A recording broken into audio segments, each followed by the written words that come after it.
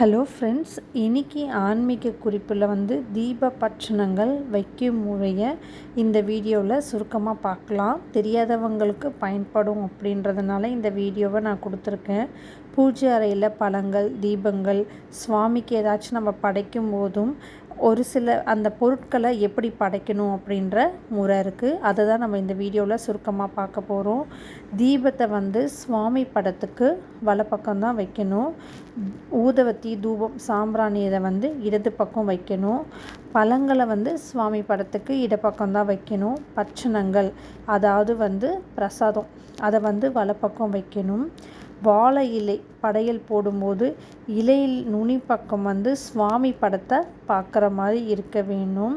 இதே போல் நம்ம சாமி படத்துக்கு விளக்கேற்றுவோம் இல்லைங்களா, ஒவ்வொரு விளக்கேற்றுறதும் ஒவ்வொரு பலன் இருக்குது. மண்ணினால் செய்யப்பட்ட விளக்கு நம்ம ஏற்றும் போது மகத்துவங்கள் அதிகரிக்கும், துன்பங்கள் விலகுங்க.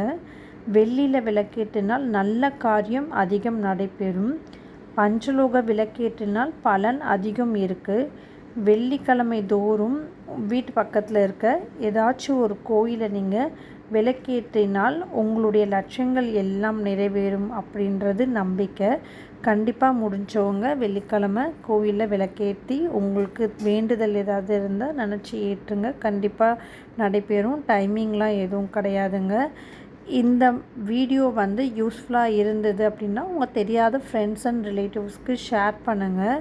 நம்ம பூஜை பண்ணும் போதும் என்னென்ன எப்படி எப்படி பண்ணணும் அப்படின்றத ரொம்ப சுருக்கமாக கொடுத்துருக்கேன். நாளைக்கு வேறு ஒரு வீடியோவில் சந்திக்கிறேங்க. தேங்க்யூ.